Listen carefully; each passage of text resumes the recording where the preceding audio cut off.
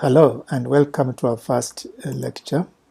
In this lecture, the Introduction to Social Welfare Policy, we are going to have the following objectives: to understand and articulate the major theories or schools of thought and approaches that inform the United States welfare system.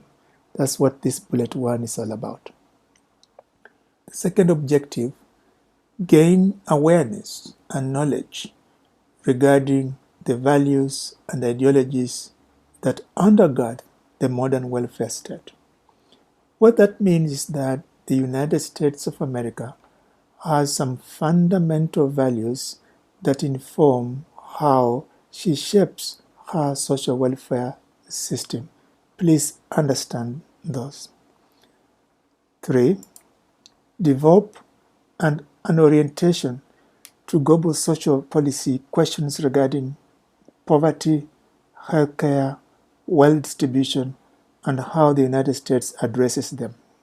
We know very well that the United States doesn't have universal healthcare, but understand how certain countries address those. And 4, apply a critical thought and knowledge in the context of professions relative to social work, welfare, the role of social welfare in society. In other words, this course will require you to go beyond descriptive or description, but apply a very critical knowledge, how you analyze and come to a conclusion about an event or any policy. At the end of the class, there are 6 areas that you'll need to understand. 1. Understand the definition of social policy. What is social policy? If I asked you to articulate for me the difference between social policy and public policy, what's that? 2. Why do we have social policy? What are the objectives of social policy? In other words, what does social policy have to meet? 3. Understand major policies and programs. There are so many policies and programs, but what are the major policies and programs in the United States? 4. Understand the values that shape American social welfare policy. Every country has its guiding values, fundamental values. What are those for the United States? By values, I mean things like self-determination, democracy, self-sufficiency. All those are some values that you need to understand. However, why is social policy important to social work? As a social work student, you need to answer that question. And finally, models of studying U.S. social policy. Some scholars have grouped models of how we can understand the social welfare system in the United States.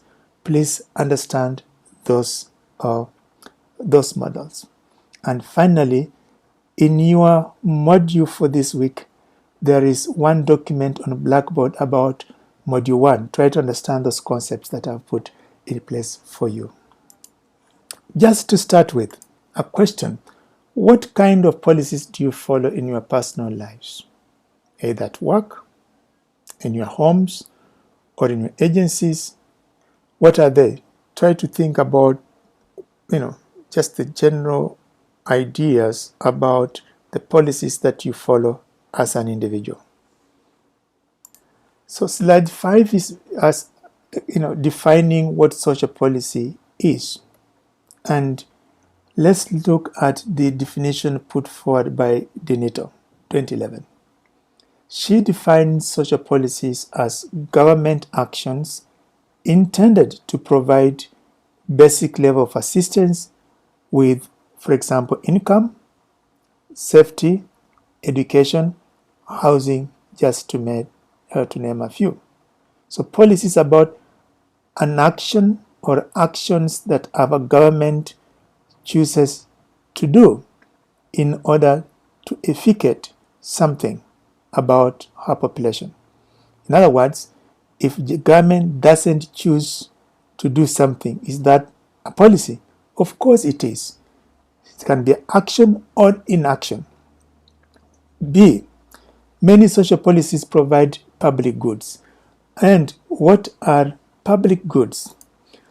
By definition, a public good is a commodity or a service that is provided without profit to all members of a society, either by government or a private individual or an organization.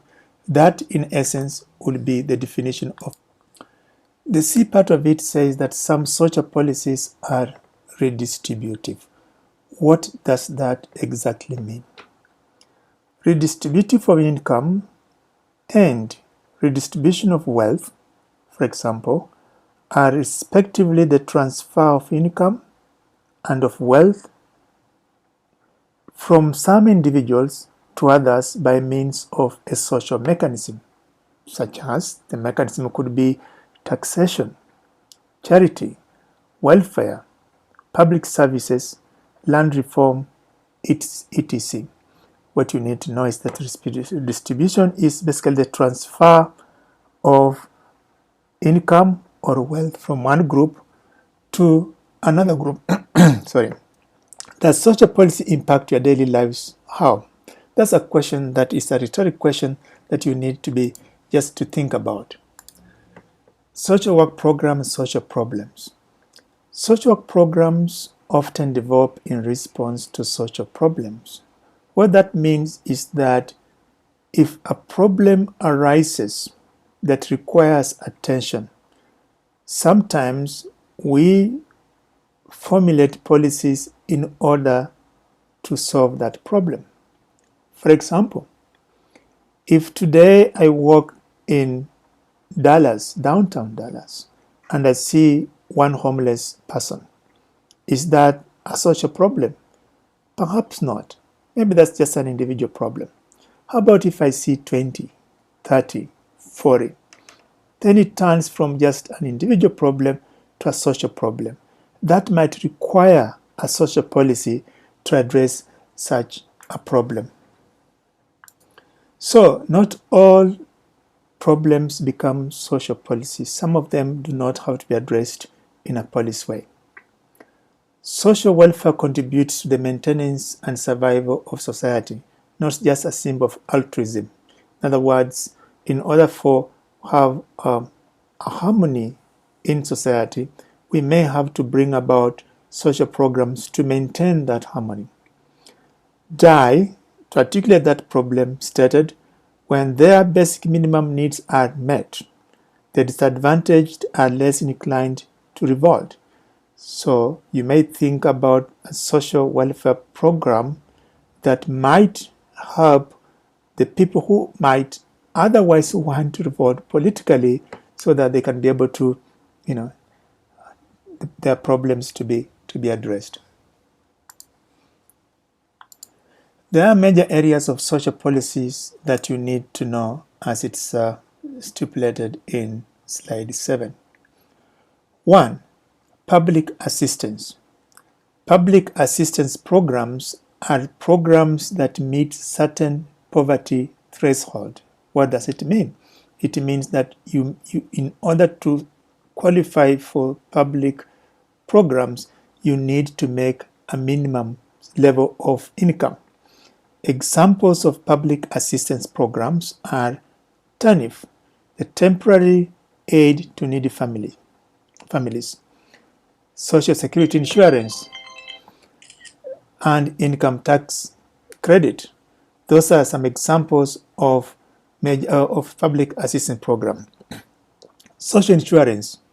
These are programs designed to prevent poverty. Examples of social insurance programs that you need to know is unemployment insurance, workers' compensation, etc. And lastly, we have social services provision. Example of social service provisions are child and adult protective services, family preservation services, daycare, independent living services.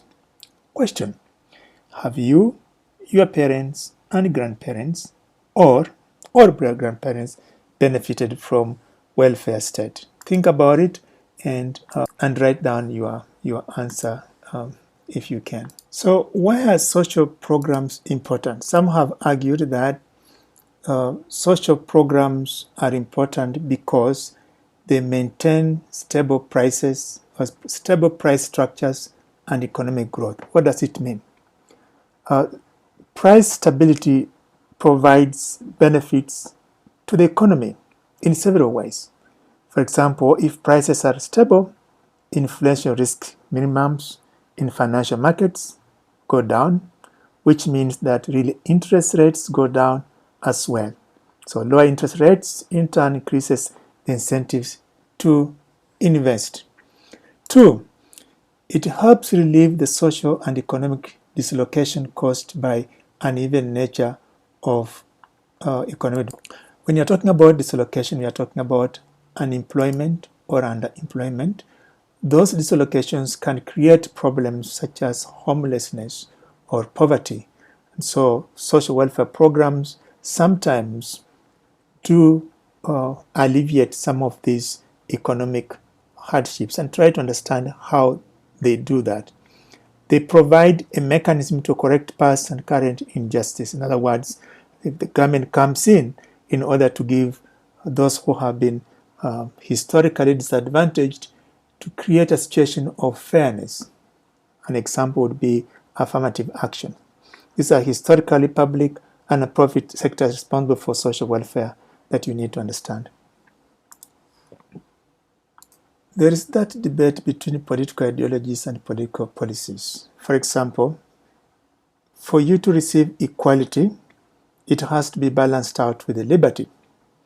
An active government can reduce inequality, meaning that if the government is involved into providing services to people, it may reduce inequality.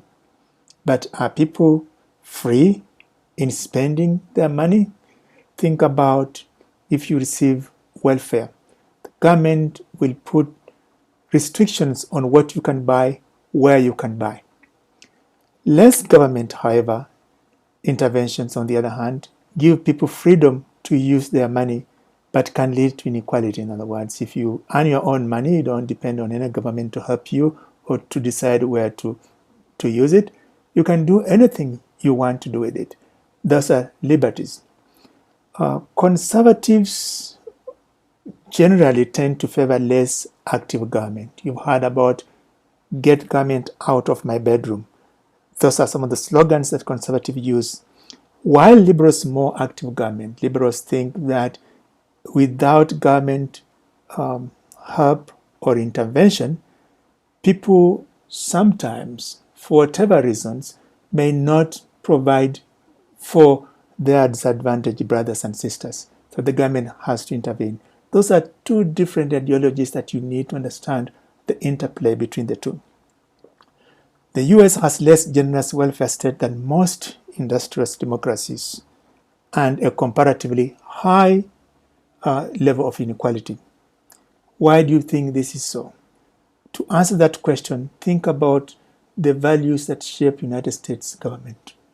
It's so much less of a socialist government. Why is that so? Slide 12 is talking about policy being a rational approach, which basically means that, yes, there's almost like intentionality in doing policy. First of all, you identify the problem or a problem, agree as a society that there is a need to change that problem, then weigh the values that you have that will inform you to address that problem. 4, identify if you have other alternatives. In other words, before choosing solution A, are there other solutions that you can think about? And 5, factor in the consequences of choosing alternative A. There are other consequences. The consequences we mean by unintended consequences. Sometimes in economics we call them spillover effects, or effects that are not thought about to come. They are almost like, when you're taking a drug, what are the side effects of that particular drug? Calculate a ratio of benefits to cost for each alternative. In other words, if you choose A, what is the consequences of that choice? In your book, there is the concept of Pareto optimum. Understand what concept of Pareto optimum is. In order to understand the principle of Pareto optimum, perhaps understanding the work of Italian sociologist and economist Wilfredo Pareto, where he has this principle of how can you make one person better off without making someone worse off. That's essentially the principle of Pareto optimal, or sometimes called Pareto optimality or Pareto principle. In policy making, you need to choose the policy that maximizes net values or utility without necessarily making another party or one person worse off. Think about how you could do that. Although we strive for efficiency and rationality, there are limits to rationality. Slide number 13. Why are there limits? Sometimes making policy is costly and time consuming. For you to study an event, a problem, it may take years and years and years. That's time consuming. So there's a limit, or there are some limits on studying policy. Then the second limitation is we as human beings, we are bounded by rationality because of inept. We are inept in certain things. There are things that we understand in the humanly possible ways. There are some things that we don't understand. So those are limitations that make us not to have an efficient system. 3, policymakers therefore look for a satisfying choice, right? We may not look for the best choice, but a satisfying choice given the alternatives that we have. Why? Because the real world is not a rational process. So policy is about politics, and with politics there's always a conflict or conflicts on who gets what, when, and how. Now, we have various causes of conflict. There are many, particularly living in a diverse society such as of ours. Some of them we have a zeal for different opinions. Those who hold and those who are without power have distinct interest. Therefore, a critical task of government is to make sure it regulates conflict. And how does government regulate conflicts? Government regulates conflict through the police, the courts, the systems of government, for example, elections, etc., etc. In slide 15, we know that there is a political approach to rational problem solving. However, what we need to know is that few social values are generally agreed on, right? For example, someone would think that abortion is a good thing. And another person, because of their religious or personal values, they say, no, I don't agree with that. Problems cannot be defined by people. For example, people just don't agree the definition or operative definition of a problem. For example, if I asked you, what is the cause of poverty in America? Most like 50 million Americans are poor. Most 15% of the population are poor. What causes poverty? Most of you will come up with different reasons why people are poor. Some of you will say people are poor because of our institutions, of education do not reach a broad band of population.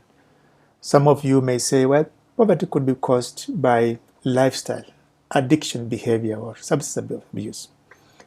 Now, some of you may say, well, maybe it's just because some people are lazy. Whatever that you think the cause of poverty, we may not agree. Fundamentally, however, you have to come up with a more studied, reasoned way why you feel that your definition is better than someone else's definition. So many conflicting causes and values cannot be weighed. E.g., do you find one after you come up with what the problem is? What do you find? Do you find a residential program to make sure that those who have addiction problems get treated, or drug detoxification program, or you feel that perhaps putting them in jail or prison will be the right thing to do? Whatever that informs that, you to make those decisions are very field decisions. So from that simple definition, we see that policy is not value free. We have our responsibilities for making our own values clear, though. We know that we bring in our values when discussing policy. That's important, and there's nothing wrong with that.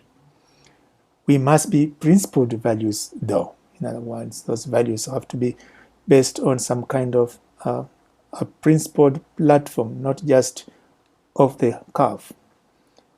We have to allow ourselves to agree to disagree without being disagreeable.